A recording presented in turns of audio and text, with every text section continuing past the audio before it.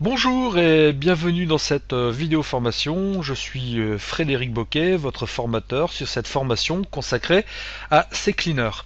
Lors de la précédente vidéo, nous avions vu comment télécharger et installer le logiciel CCleaner qui, je vous le rappelle, permet de nettoyer votre ordinateur des fichiers temporaires présents sur celui-ci.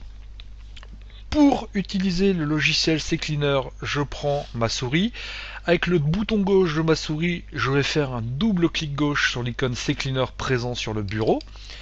Le logiciel démarre et une fois qu'il est démarré, me propose de supprimer, de choisir les fichiers que je vais sélectionner sur mon ordinateur. Vous voyez qu'ici je suis dans la partie nettoyeur de CCleaner. Il y a d'autres parties registres, outils et options qui font l'objet d'une vidéo formation plus spécifique. Aujourd'hui, nous nous cantonnerons à la rubrique nettoyeur. Le nettoyeur va me permettre de nettoyer certaines fonctionnalités de Windows, comme par exemple le navigateur Internet Explorer. Là, tous les cases qui sont cochées seront cochées par défaut lorsque vous installez le logiciel. Je vous conseille de laisser ces cases cochées, ce n'est pas forcément la peine d'en cocher d'autres. La section proposée par défaut vous permettra de nettoyer convenablement votre ordinateur.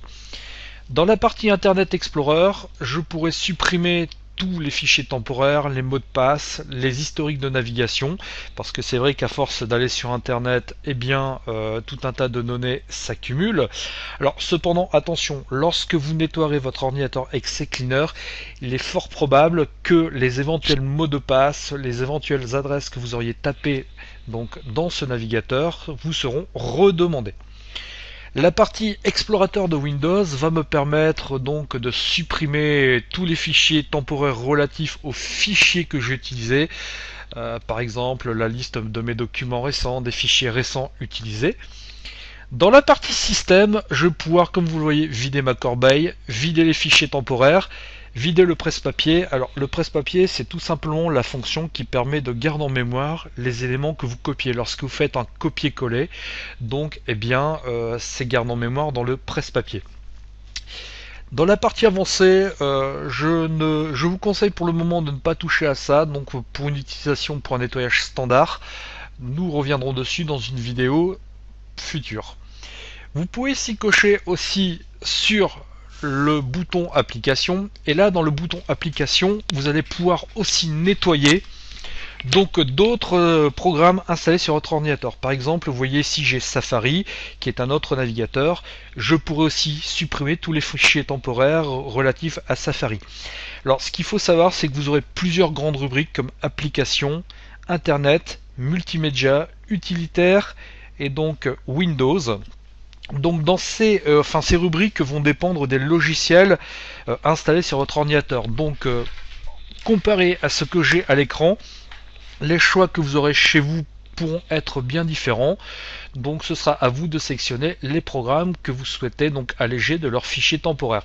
Bon, je vous rassure, le simple fait de supprimer les fichiers temporaires ne fera pas dysfonctionner votre ordinateur, et il est préférable et il est même primordial de nettoyer ces fichiers assez régulièrement.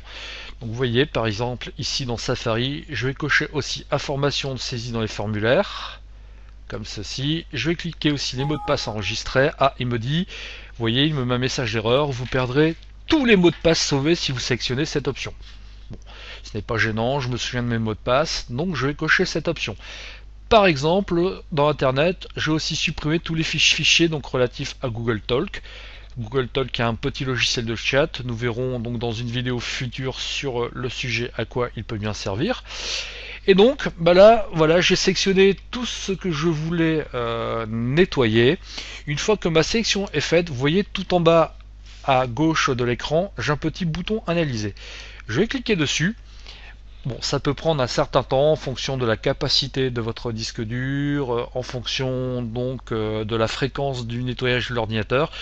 Comme ici vous voyez, j'ai nettoyé mon ordinateur assez récemment, donc il ne me trouve pas grand chose à supprimer. Là par exemple, il me trouve 7,29 mégas à supprimer, ce qui est très peu sur les ordinateurs d'aujourd'hui. Lorsque vous ferez ce nettoyage pour la première fois, il y a fort à parier que chez vous cela prendra un peu plus de temps et la quantité de données à supprimer sera quand même bien supérieure. Une fois que l'ordinateur a été analysé, il ne me reste plus ici en bas à droite qu'à cliquer sur nettoyer comme ceci, et là CCleaner me met un petit message m'indiquant cette action effacera définitivement ces fichiers du système, êtes-vous sûr de vouloir le faire, donc pas de danger.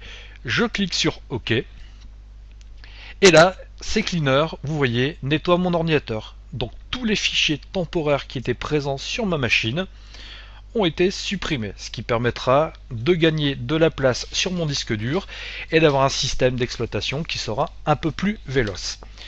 Le nettoyage est terminé, il ne me reste plus qu'à fermer CCleaner et voilà, c'est terminé. Cette opération de nettoyage de fichiers temporaires, je vous conseille de la faire régulièrement, comme par exemple une fois par mois. C'est largement suffisant et ça vous permettra de garder un système d'exploitation comme Windows toujours en forme. Je vous remercie de votre attention et je vous dis à bientôt sur notre vidéo formation. Bye bye.